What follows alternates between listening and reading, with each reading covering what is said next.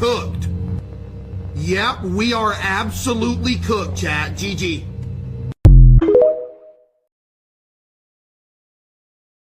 Yo! I blocked my ex on everything and now she's calling me on Mother Nature. That is crazy.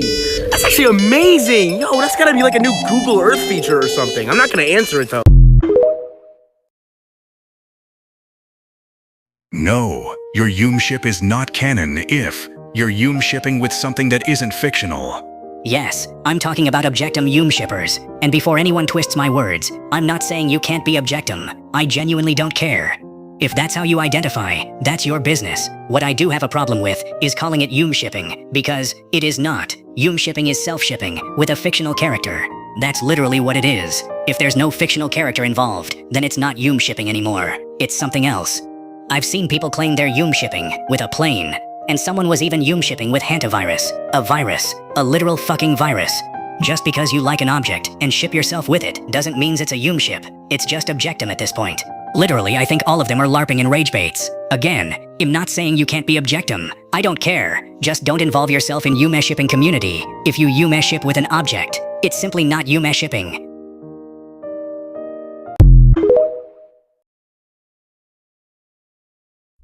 If you don't got a needle, you're a weirdo. If you don't got a needle, you're a weirdo. If you don't got a needle, you're not gnarly. Yume shippers. What makes them so important? Whether you love or hate them, they are an important foundation of the online art space. While a more collective corner of the internet now, self-shipping has existed for decades. Without it, artists would be limited within their expression for their love, or a certain character, or ideas within creativity in general. Yume shipping thrives in talented hands, gifting the art community drawings, animations, physical crafts and even extensive shrines and collections. Love that inspires you to create. A sentiment to drawing what you love. Something I stand by. I am a self-shipper myself, my main fictional other being Mr. Puzzles from SNG4. I would love to see your FO, if you have a sweetheart to your name. Tell me all about them.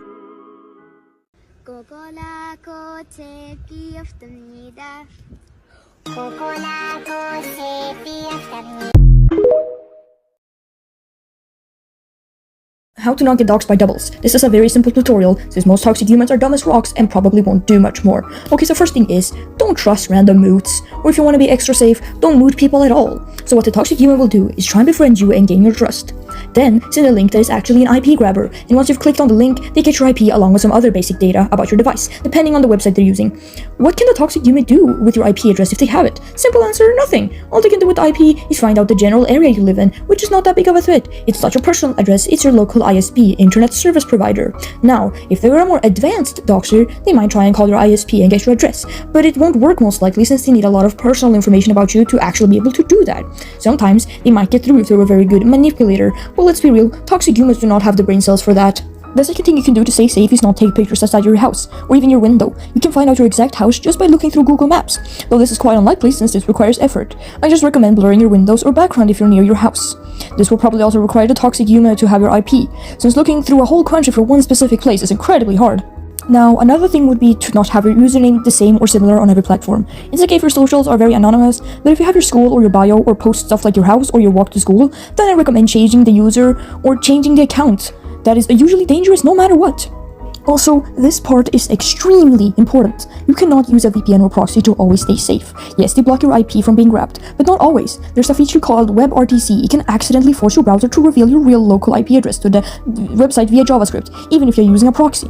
Also, if you use the same browser profile to visit the proxy link as you do for your personal accounts, the site can still recognize you as the same person, even without your IP. They can link the proxy session to a real identity based on this digital fingerprint. And last but not least, malware. It can download on your computer from the link, and once it's downloaded, you're absolutely cooked. There are a few ways to bypass these, but that's too much to get into in this one video, so just don't click on random links. Also, I have no idea if there are any toxic humans actually doxing doubles, but I still want to make sure people stay safe. Also, my knowledge on this is limited, so take it with a grain of salt. Love y'all, and stay safe.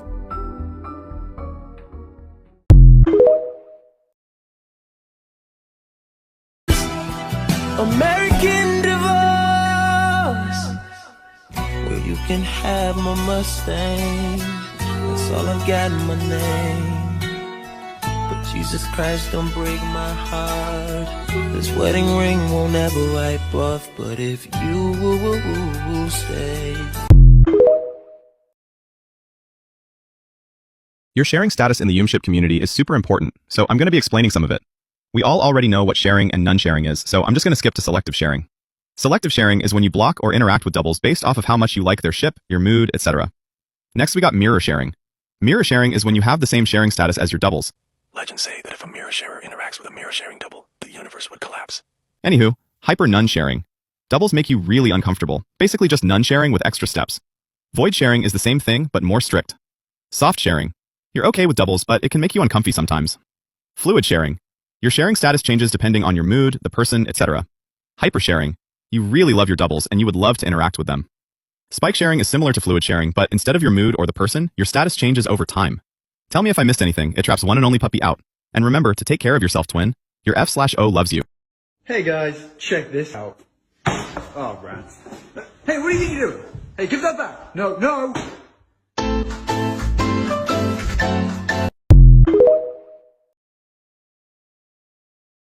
One tip I'll give other Yumeship creators: if you genuinely, and I mean genuinely, want to have fun and be happy, you have to stop worrying about your doubles. If you are chatting and just mentioning your doubles 24/7, then of course you're not going to have as good of a time. I also just think that worrying about your doubles all the time isn't even healthy for you, because it's not. I'm not saying you can't block your doubles or anything like that, but if you're constantly trash talking them, being paranoid that they'll stalk you, always checking for doubles ECT, then I suggest you step back a bit and just let yourself cool down. Your FO should be your comfort, not causing you stress. I may only post about my sharing fictional others, but I myself also have my non-sharing fictional others, but I don't think about my doubles like at all. Most don't even pop up on my For You page. Only posting about your doubles and how much you hate them isn't going to get you anywhere if you really want to grow a following. Once again, I'm not saying you can't dislike your doubles, but broadcasting it onto the internet is never the move, and it just makes you look like a jerk. Just enjoy. Make cute edits, mood boards, or Yumeship questions. Have fun, and most importantly, stay safe. Okay, that's it for now. Your Yumeship is canon bye-bye. Warm take. Non-sharing and void-sharing Yumeshippers should not be hated this much.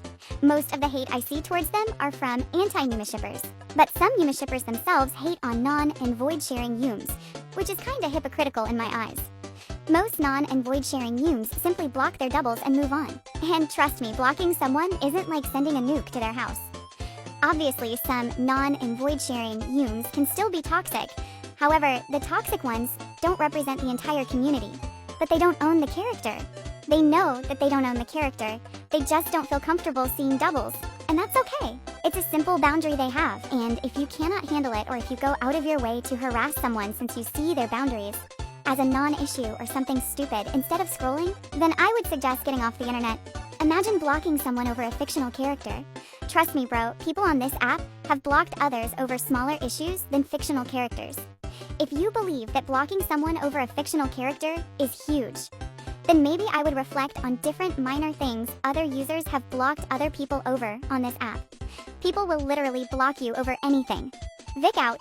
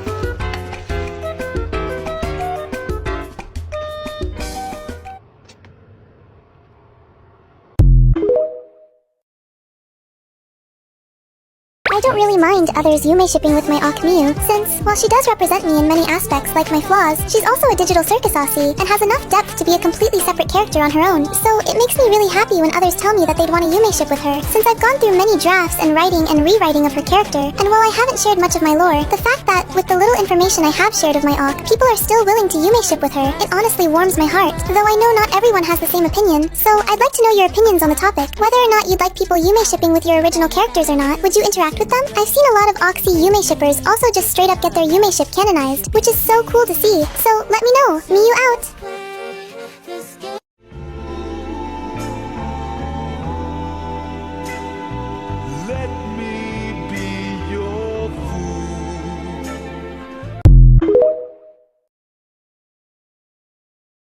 One thing I don't think is talked about enough is Yume shippers trying to avoid resellers of stolen art, but also at the same time, you see so many people print out art of their FO without the artist's permission to add to their walls. It really sucks knowing a lot of these artists already have pre-existing merch or prints of their art that you could purchase if you just search a little harder, and you could actually be supporting them instead of some faceless cooperation. Now, I'm not saying everyone who's ever done this is a bad person. I was guilty of doing this when I first started my shrine/collection, but I'm saying it's more worth your time to save up, wait patiently, and actually support these artists when you can. You might not have the biggest shrine ever doing this, but I think it's a lot more worthwhile. Anyways, that's all from me. Miu out.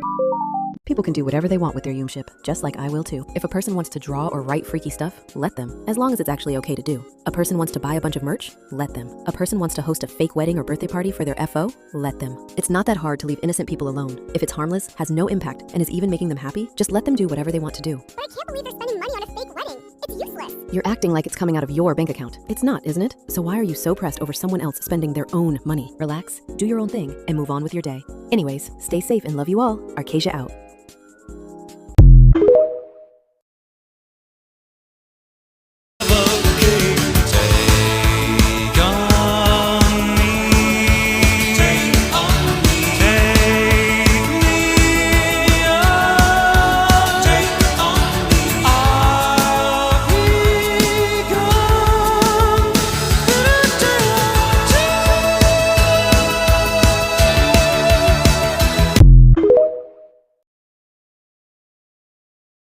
Surprising Yume shippers with art of them and their FO, Day 4. Today's surprise goes out to Chaos/Rune. I chose them for this surprise simply because they stuck out to me. I really enjoyed their humanized version of Bill, and I also had a huge Gravity Falls phase a while back. I also feel like it's really rare that I find other Yume shippers that are my age, so that was another reason that they stuck out to me. Overall, I absolutely love their content so far. And while I'm on the topic of content, I was wondering if anyone would be interested in hearing about the reasons I Yume ship with Piero. Feel free to let me know if that sounds interesting in the comments. Anyways, thank you so much for the support and have a wonderful day. Like that. Your friends disappeared. Gone. Teachers, killers. What? The janitor? Oh, he's trying to kill you too. The Yumeship song is so obviously bait to make Yumeshippers look ridiculous, and y'all are easily falling for it. Listen to this, and tell me you think this isn't made to make us sound stupid. So I block them and continue on with my day, and Unless you lack brain cells, it wouldn't take 2 seconds to connect to dots to realize this is made to put, yet again, another bad impression on us. I don't care if I'm miserable or can't take a joke. It's purely just annoying to hear, because why are we providing attention to something that's making us look stupid? Deadass. Get some common sense. Arcasia out.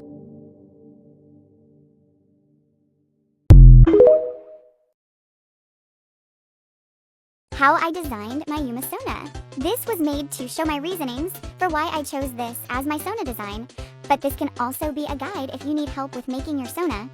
For the hair, in the past I used the same hair combo for a lot of my old Roblox avatars, so I just tried to mimic the hairstyle. For the clothes, I admit I got a little lazy and just gave her a plain shirt so it was easy to draw.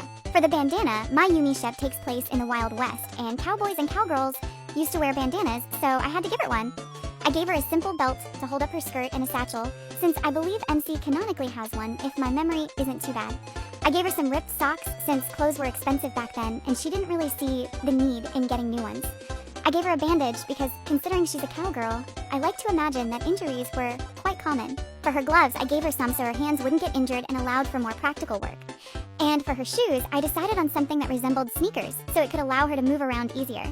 Now, for the colors, I tried to copy my real skin tone, and I got really lazy here, so I just copied the colors of my FO for my Sona. No, they are not siblings. I was just uncreative. And that's how I designed my Sona. I tried to include some things that I believe would fit the world she is in, while also implementing some practical stuff. But remember, you can do whatever you like with your Sona. I hope that some of this helped guide some people out there. Vic out!